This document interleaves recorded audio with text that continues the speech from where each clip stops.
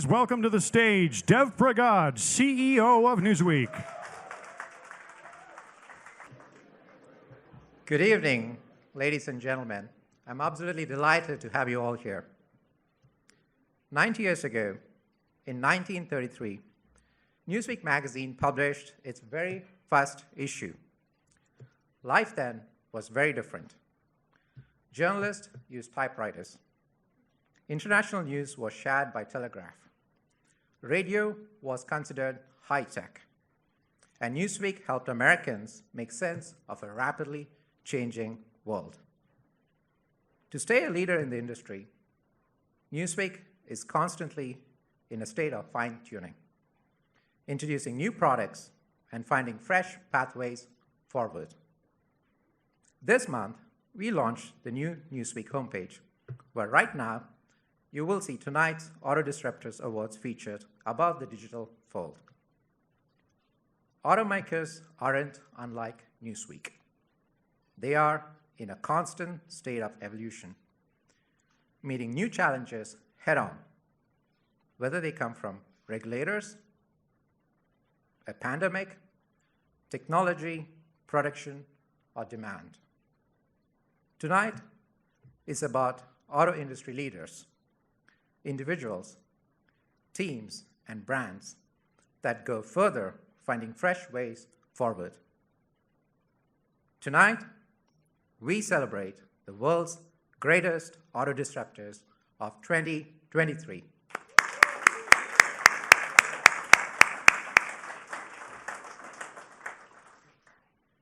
This year's crop of auto disruptors are doing more than creating waves. They're moving full steam ahead on innovation, finding solutions to generation-old problems, using cutting-edge technology, and pushing the limits of propulsion. And they're doing all that while focusing on reducing, reusing, and recycling, while using alternative energy sources in an aim to be more sustainable. Tonight's award winners are seeing how decades of planning is pushing the brand's stories forward in ways that make them standouts, without disrupting their appeal to the loyal customers they already have. In the last year, hybrid and electric vehicles have gone mainstream, gathering more market share than ever. With new models designed to appeal to a larger audience, tonight's winners saw this coming a mile away. The newest vehicles aren't just focused on fuel economy or electrification. They also take sustainability into account. Interiors feature less leather and more recycled materials and natural products, while cars are being made in greener factories. Designers are also working their way through the challenges of optimizing aerodynamics for improved fuel economy. Disruptive designers are creating vehicles that break the mold, combining innovative design with engineering to achieve optimal battery range. As cars change, buyers are seeing them as living environments, not just modes of transportation, making their purchase a lifestyle choice as much as it's about finding the right model at the right price. Cars and how people are buying them have gone digital. Consumers are buying their new models, electrified or not, in new ways. Digital interactions are taking the place of traditional in-person shopping and buying opportunities. The same technology that connects your vehicle to your phone is helping fleet managers connect to their cars, trucks, and vans. Business owners are using that technology to reduce their inefficiencies and maximize uptime.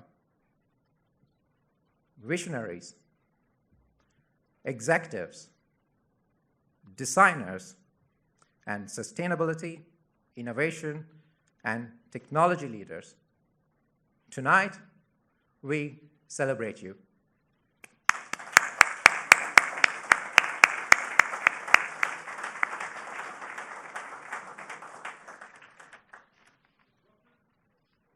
Disruptor executives are making decisions that work to transform the auto industry with big, bold actions. Newsweek's 2023 World's Greatest Auto Disruptors Executive Disruptor of the Year is Toyota Motor Corporation's chairman, Akio Toyoda.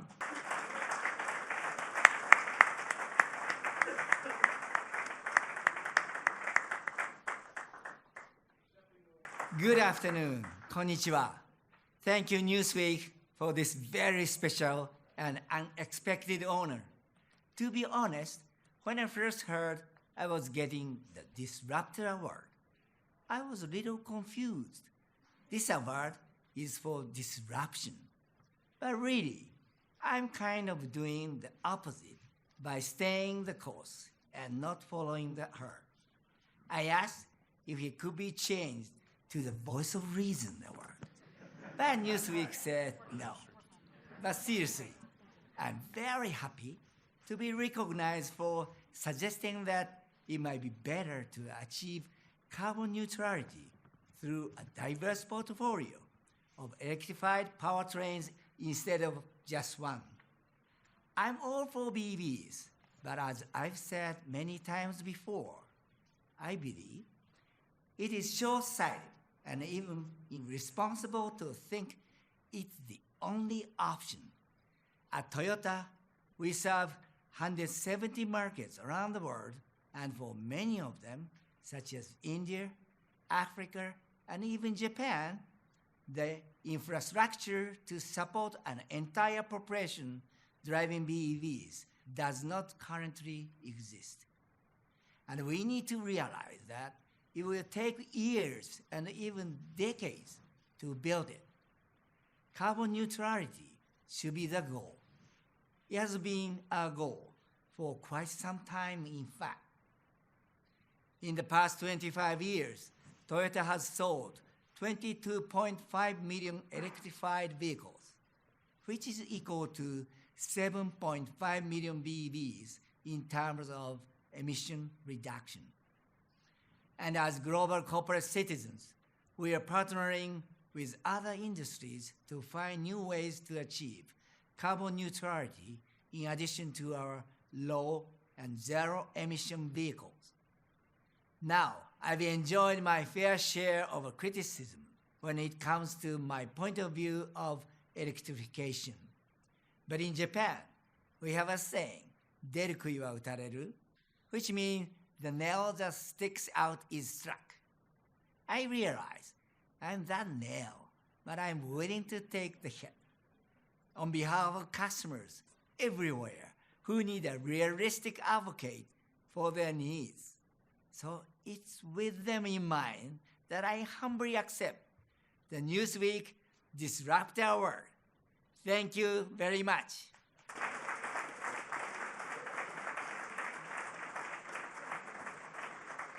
Being an industry automotive visionary means tying the present wants and needs of customers to predictive behavior, technology, manufacturing, fuels, and design trends decades in the future. The moves to make that future a success are happening today. Newsweek's 2023 World's Greatest Auto Disruptors Visionary Disruptor of the Year award goes to Oliver Zipse, Chairman of the Board of Management at BMW AG.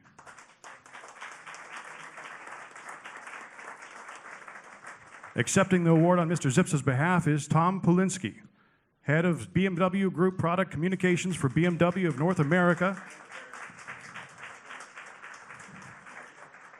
Since Mr. Zipse could not be here in person tonight, he sent this video message.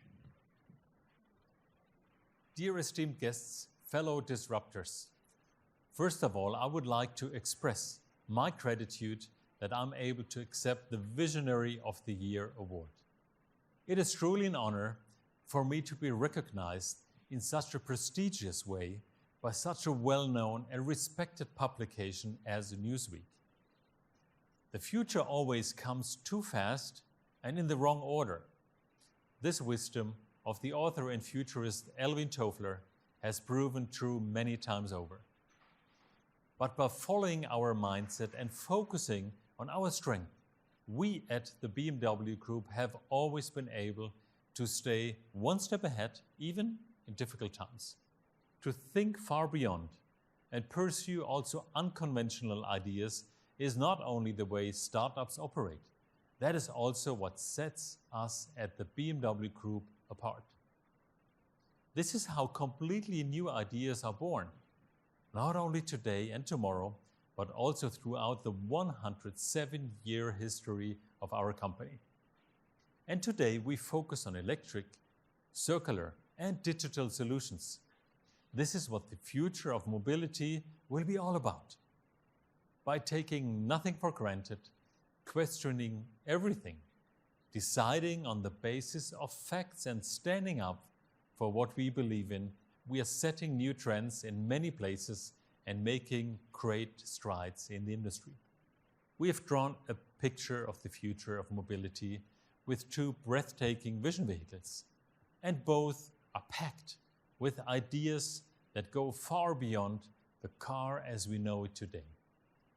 The Vision Circular shows how bold we are thinking when it comes to a closed-loop circular economy by reusing materials.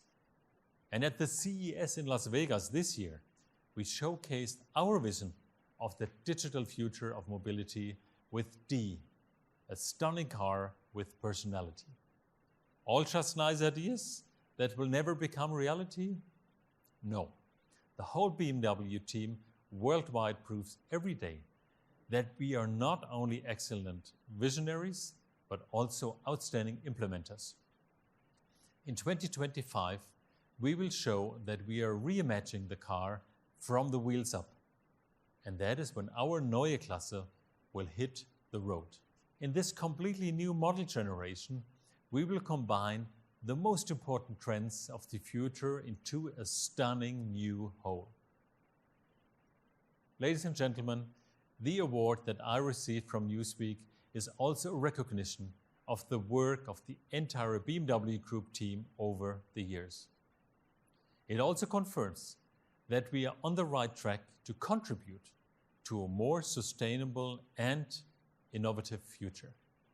This is the spirit in which we all at the BMW Group will continue to work tirelessly to shape the future of mobility for generations to come. Thank you.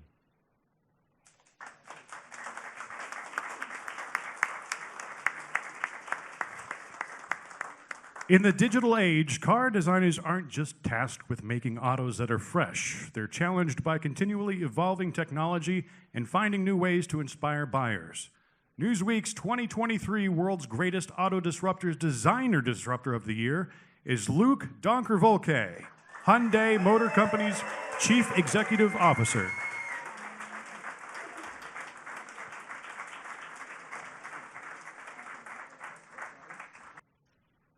I will be short. I became a car designer because I hated to talk in public. That didn't go very well. So that's it. No. It's a bit surprising to get an award for something you love to do.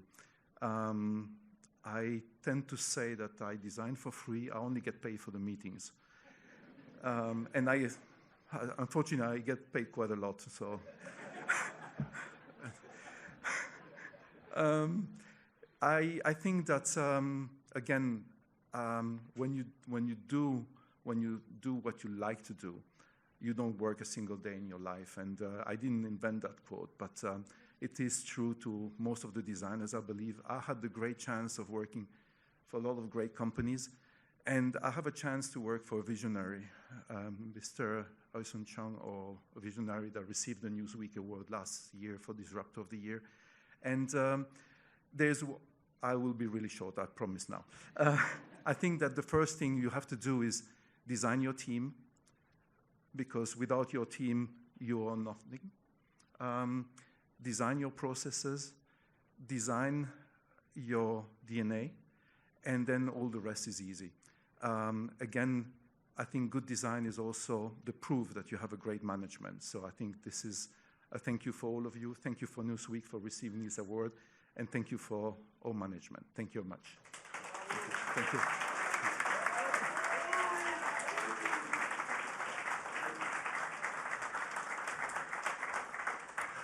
No matter if a car runs on diesel, gasoline, hydrogen, or electrons, its powertrain components are heavy.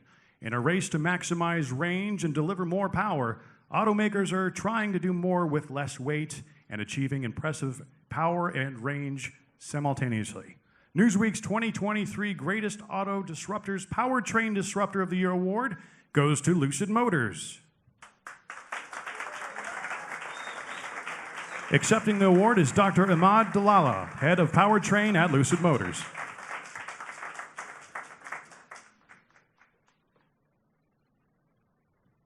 Thank you very much. It's a huge honor to be here and to receive this very special award from Newsweek on behalf of the entire team at Lucid Motors. I really believe that our advancements of powertrain are so meaningful and important to the world and to the advent of electrical vehicles. So we really appreciate this recognition. Our promise is to continue the mission to disrupt powertrain further for a better future. The 520 miles Lucid Air is just the beginning. Thank you very much.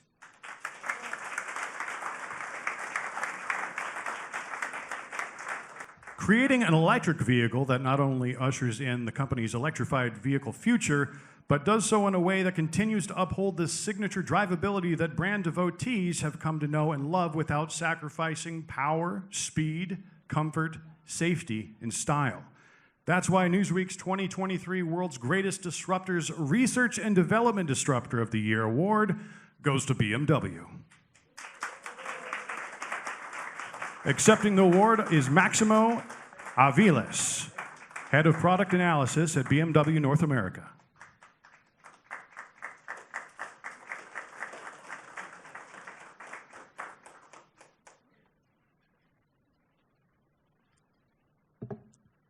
Sorry, I'm a little shorter and not as smooth, so I need to read some notes. They're short. Good evening, everyone. First of all, I'd like to thank the editors of Newsweek for this great award. While I have the honor of standing here, I do so as a representative of a great number of people responsible for research and development at BMW, and I accept this award on their behalf. For more than 100 years, innovation has been at the core of everything that we do, from pushing the boundaries of internal combustion engines to alternative and electric drivetrain development. From the use of visionary materials and the introduction of advanced safety and driver-assistant technologies, to the way we build our vehicle, BMW has always been an innovator. Most recently, we're focused on the development of our Neue Klasse, or new class of BMW vehicles. The term Neue Klasse was first used in the early 60s and came to be represented by the BMW 2002 in the US in the early 70s. It was meant to convey that a transformational shift was underway, that the new vehicles put out under this banner represented a new beginning and, most importantly, a massive step forward. In fact, it was the BMW 2002 that established our brand identity in the US as the ultimate driving machine and introduced the signature performance and driving dynamics that remain our brand's hallmark today. Our new Neue Klasse generation of vehicles will begin arriving in the US in 2025, electric, sustainable, and digital. The future of BMW will be built upon these three pillars, and we can't wait for you to drive them. Thanks again to the editors, and thank you for having me. Good night.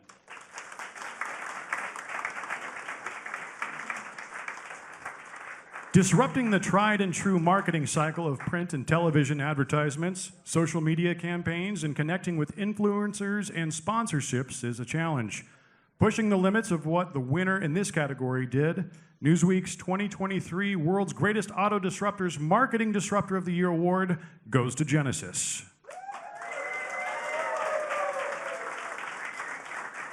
Accepting on behalf of Genesis is Claudia Marquez, Chief Operating Officer of Genesis North America.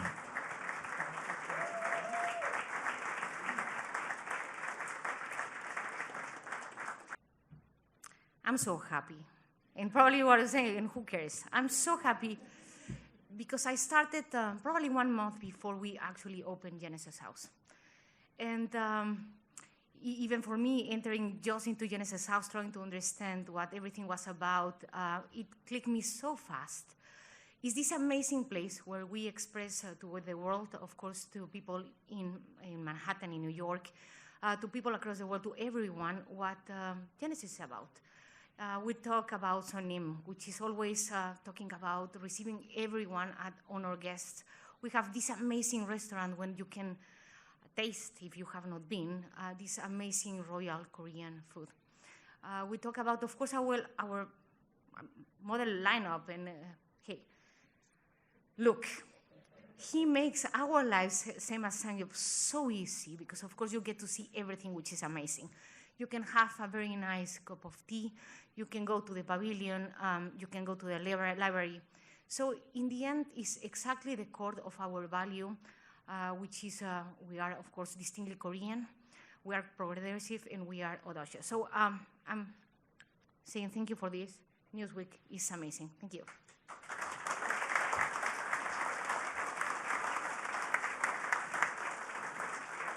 The word technology is on the tip of everyone's tongues today, but few are using innovation to connect to the world, vehicles, and infrastructure in a single product that works to make the lives of millions of drivers and business owners easier, helping them save money and making the air we breathe cleaner in the process.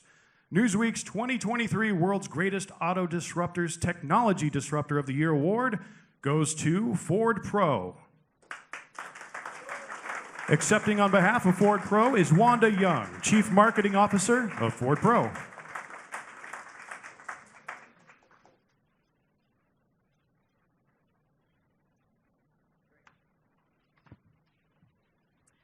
So I know that so many of you may be used to hearing from Ford Motor Company.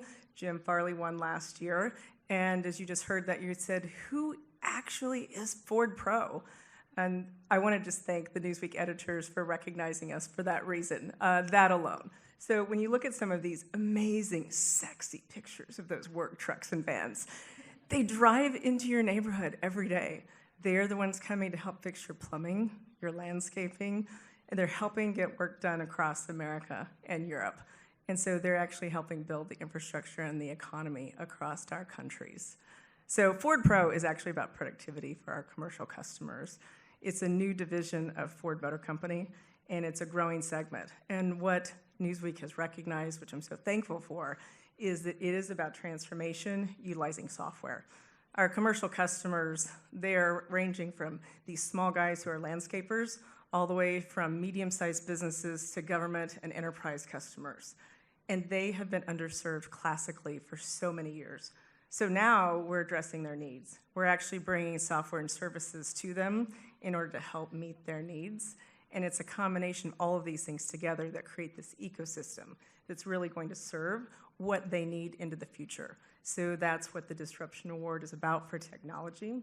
And it's such a pleasure to be here. Thank you so much.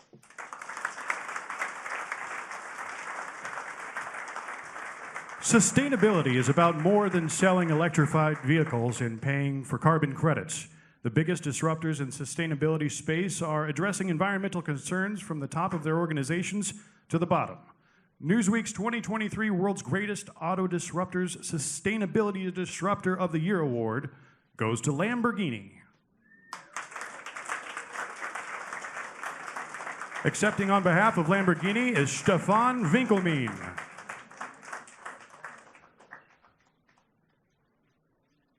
So thank you, Newsweek, for this disruptive prize. I'm standing here on behalf of the entire Lamborghini team, for sure. And we take this topic very seriously since more than a decade. And in fact, we are CO2 neutral since 2015 in our plant, in our headquarters in Sant'Agata Bolognese. We are starting with hybridizing all of our lineup this year. Actually, tonight we're having the premiere of the Americas of our new Lamborghini Revuelto, which is the first plug-in hybrid car. And we will then continue to electrify the cars with the first BEV who is coming up then in 2028. So this is very important for us. But let me say one word to Luc Donkerbolke. he is disruptive not only starting from the year 2023, but he was already disruptive almost 2 decades ago because we know each other since a long time. And he was the designer of the Lamborghini Murcielago, which is 2 generations before this one. So he's part of our history. Thank you very much. Thank you.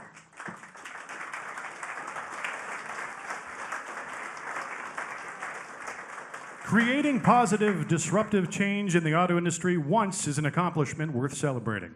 Having a substantial legacy of disruption that has, for more than a decade, completely remade a brand is a remarkable accomplishment worth celebrating. Newsweek's 2023 World's Greatest Auto Disruptors Legacy Disruption Award goes to Torsten Müller-Ottfusch, CEO of Rolls-Royce. Accepting on Torsten's behalf is Jerry Spahn, Head of Communications for Rolls-Royce of North America. Since Torsten could not be here in person tonight, he sent this video message. Thank you so much. I'm sorry I can't be with you in person this evening. Creating a legacy is, I think, something we all strive for in life. And to be recognized for my role in securing Rolls-Royce's legacy into the 21st century is a wonderful honor. Thank you very much for it. I'm speaking to you here from the home of Rolls-Royce at Goodwood in the south of England. It's where our clients can come to be inspired and to discuss their commission with the designers and craftspeople that make up our wonderful bespoke collective. For me, Rolls-Royce has always been a disruptive brand. Indeed, our co-founders were themselves great disruptors. Charles Rolls was a daring pioneer of both motoring and aviation. And 160 years after his birth, Sir Henry Royce still inspires us to be disruptive with his most famous statement, "Take the best that exists and make it better." Much has changed since I arrived here in early 2010. With Wraith, Ghost, and Cullinan, we have moved Rolls-Royce from being a mainly chauffeur-driven automobile at times to a motor car which our clients love to drive themselves. We foresaw that the increasing influences of today's great disruptors, technology, celebrity, enable people to achieve great success earlier in life and through less conventional means. And for them, we created Black Badge. At the time, some felt this alternative, disruptive take on our wonderful brand was risky. But it has proved to be one of our greatest success stories. So too has our transformation of Rolls-Royce from a high-end automotive manufacturer to an international house of luxury, driven by a focus on exquisite personalization and our relentless pursuit of perfection. Because bespoke is Rolls-Royce. But the most radical change, the biggest disruption in the entire 118-year history of the marque, is the one we are managing right now. As I speak, we are preparing to launch Rolls-Royce Spectre, the world's first ultra-luxury electric super coupe.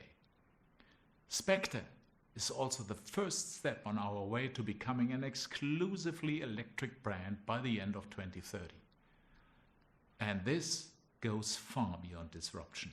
It's a fundamental change in how we do things now and in the future.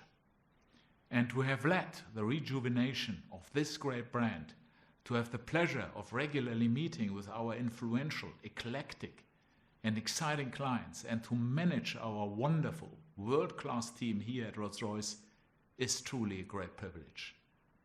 So thank you once again for this award, and obviously also my congratulations to the other winners.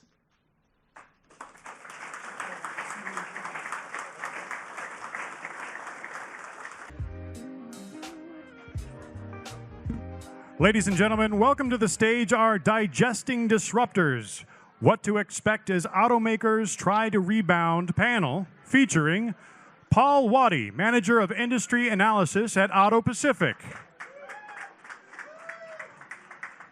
Stephanie Brindley, Associate Director of Research and Analysis at S&P Global Mobility. Tyson Jominy, Vice President of Automotive Consulting at J.D. Power. Eileen Falkenberg Hull, Senior Editor of Autos at Newsweek and co-host of the Fast Women podcast. And Nicole Wakelin, co-host of Newsweek's Fast Women podcast. All right, tough crowd.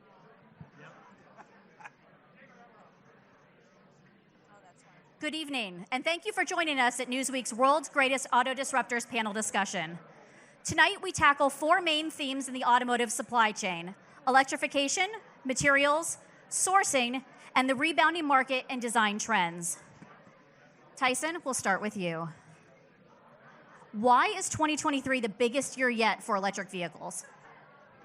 Well, I think one of the biggest deals with electric vehicles in 2023 is that we're filling in all the white space, right? We have all these segments in the industry. I mean, we have 26 segments at J.D. Power, and prior to this year, we only had EVs in about 12 of them. So now we're finally filling in those spaces. We're getting EV pickups. We're getting EV convertibles. We're getting EV SUVs. I mean, we're finally filling in that space, and SUV and EVs, buyers are responding to all those options now from all the different automakers. And Stephanie, we've seen some big names start to put out EVs. Are we going to see more of that? Companies like Ford with the Mustang Mach-E and the GMC Hummer EV? What's coming?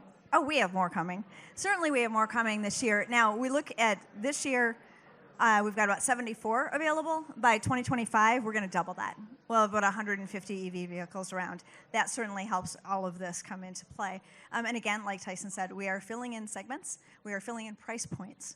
Even though they're still a little bit more expensive than a comparable ICE, we're filling in price points. IRA is helping that. But yeah, we're going to get more. And as we get to the ability to produce a little bit more consistently and inventory pulls up, that's going to help things a little bit too. But we're at about 7% market share for ICE or for EVs right now. And this availability and production is going to be the thing that kind of keeps it moving. Paul, Tyson here said that we are filling in the gaps, and Stephanie said we're going to double the number of electric vehicles on the market in the coming years. Where are they going to come from? Yeah, I mean, to this point, there's been, mostly affluent early adopters have been buying EVs. Everything is very high priced. We're going to start to see that price come down. I don't think this year there's going to be too many, but I think one of the biggest will be Equinox EV. Now we're talking something $30,000. One of the main reasons that people reject EVs is, price of entry. We just did a recent poll of 41% of rejectors said that they would reconsider buying an EV if there was a $35,000 or less vehicle that they were interested in. And that Chevy EV certainly fills that bill. For sure. Absolutely. All right. In the most basic terms, the Inflation Reduction Act modifies the rules by which electric vehicles qualify for tax credits. That's very, very basic part of it. So, Stephanie, do automakers have the resources in place today to deal with the effects coming with the IRA? Mostly no. But some of the elements are being phased in over time, and that's certainly going to help. The IRA is really about manufacturing. It's about pushing automakers to localize, to get sourcing, at least in this half of the hemisphere, at least in North America. And as interesting as the incentives are in that bill, actually the incentives for automakers and suppliers, the grants that are going to help support those manufacturing investments are probably going to have, in some ways, a much bigger impact on electric vehicle development even than the incentives for consumers. The incentives for consumers, as they're designed right now, are intensely confusing. Somehow in there, we've got to figure out a way at least to make it more easy for a consumer to understand if they qualify or they don't. It's really too confusing right now. But that money that's going to support the manufacturing, that's the stuff that can kind of defray the cost for an automaker or a supplier just enough to make the next step that they might have been thinking about for 28 or 29 or 30 a little bit more viable now. And that's going to be, I think, a really important part of moving things forward. Paul, batteries and lithium supply are a hot topic, and enthusiasts even are really quick to pick on range for how far they can drive in their EVs. What's a good range? Is it 500 miles? Is it 300 miles? What do they need? Yeah, I mean, right now we've got quite the range from, 100 miles with the Mazda MX-30 to 520 with the Lucid. I honestly think right in the middle is about where consumers start to feel comfortable. The biggest thing is, for all the disruptors in the room, consumers, they really want the least disruptive change from ICE to EV. So I think if you can get closer to that 300-mile range, which is very common for an ICE vehicle, I think you're going to have more hand raisers coming in at that point. 300 does feel like a magic number that we're hearing a lot. Right around that 300. Tyson, what do you think? I like 250. You like 250? Can you hear 250? I like 250. No, I don't want to go that low. No, I like 250. Okay. I mean, if you own a ICE vehicle that has a 400-mile range, on average, every morning you wake up with 200 miles of range in your ICE vehicle, right? On average. But my grandfather told me I'm not supposed to go below half a tank.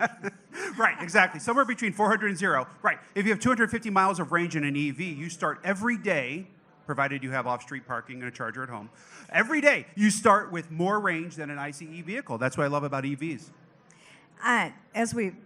On this range question, because this is an interesting thing for me too. When we talk about filling out segments, when we talk about 2030, 2035, and where we're going down, and the 100-mile MX-30, and the 350, and the 520, actually what will really be interesting is when we get to a point where people are comfortable enough with EVs to buy the EV package, the size of battery that works for their personal range. That's going to be interesting, and it's going to happen. Maybe not next year, but it's going to happen, and that I think is going to, the range question right now, the 300-mile, the 250, whatever that magic number is, that's about getting people to put it on their consideration list and to feel comfortable trying it the first time. Once people are in it and figure it out, and over time as we fill out lower price segments, and battery range is going to change quite a bit in terms of what people will accept, and they'll buy what they need instead of overbuying to some degree. So Tyson, you're in this very issue right here, and you're talking about asymmetry. Tell us what that means. Yeah, I mean, my word of the year is asymmetry, and it can mean a lot of things, right? I mean, we all know what asymmetry is, but with this year, at the most basic level, the rebound from the supply chain crisis is not going to be the same across all automakers. Some are going to be much further along than others, like we've seen with Hyundai and Kia being much further along. Others are going to struggle with it. I mean, Toyota, Honda seem to be struggling right now with the rebound and the asymmetry. But beyond that, I mean, it's like right now the industry has had a complete reset, and I don't know if you guys would agree. I mean, it's almost like everyone has now the opportunity to really define what the brand wants to be going forward. And it's going to be different for all the brands. I mean, their solution, their answer to the question may be different. But right now, it's like the playing field's been reset and everyone has the opportunity to define who they are and make it all new going forward. And I think we've seen with brands like Hyundai and Kia, I mean, with one vehicle like Telluride, like Palisade, they can turn it around like that. There is that asymmetry and how things are developing for sure. And another thing that's going to contribute to this is as we get lower price vehicles coming in, as we get people thinking about different things, we're down 7 million units over 3 years, maybe 6.5. That to me means 6.5 million people chose not to buy anything. They're going to start coming back.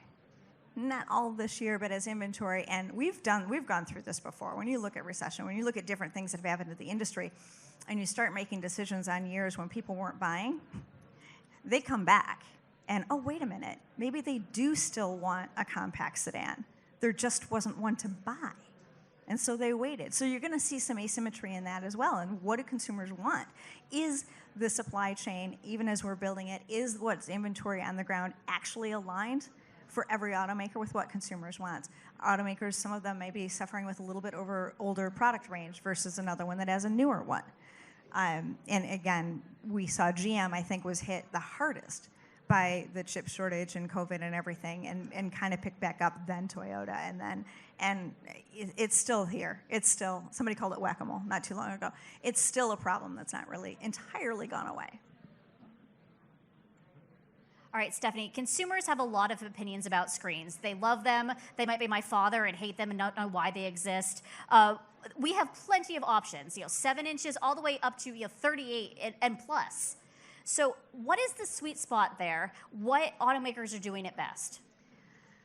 I've talked about this a couple of times. What I like best, I'm just going to start with there, isn't about the number. It's not necessarily about the size of the screen. It's how well does it integrate with the interior? Does it make me feel like it's part of the space? Do I understand why it's there? Is it this big thing that's stuck over there that I reach out and I'm like, I don't know, why there's a big square in the middle? Okay, I get it. It's a square because somebody said I want to use my iPad in the middle of a car, and a bunch of other people said, oh, I must do the same thing. I like to see things integrated. The BMW screen is amazing. Cadillac does a really good job of integrating theirs as well. I think the Volvo EX90 actually took a kind of a tiny step back. They went to a bigger screen this time, but their previous generation, XC90 had a much more integrated screen. And it's not that every screen has to be the same, but it does have to fit with your DNA. And we've spent some time earlier today talking about branding and marketing and where's your brand going to connect with your consumer. Your interior is where you live. And if they're a little bit confused by a screen that doesn't truly make sense and doesn't fit, or this weird square that your steering wheel cuts off part of and you're not sure where it's at, those are not necessarily helpful screens that make you feel better as a driver or better as a passenger.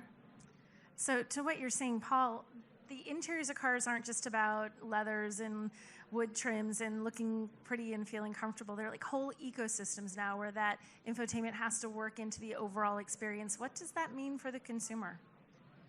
Yeah, I mean, we've heard a lot of automakers talking sustainability and manufacturing and all other areas, but now we're starting to hear that conversation on the interior and materials. I think a great example is the EX90. Other than the screen, I mean, you look at it and it's a great example of how you can use sustainability well. And I think Volvo as a brand has really embraced that, and their whole messaging is behind sustainability. And I think Polestar also is in that same realm. And I think that's becoming a more important part of automakers going forward is their brand messaging. Who knew a beautiful wool interior would be part of an electric vehicle?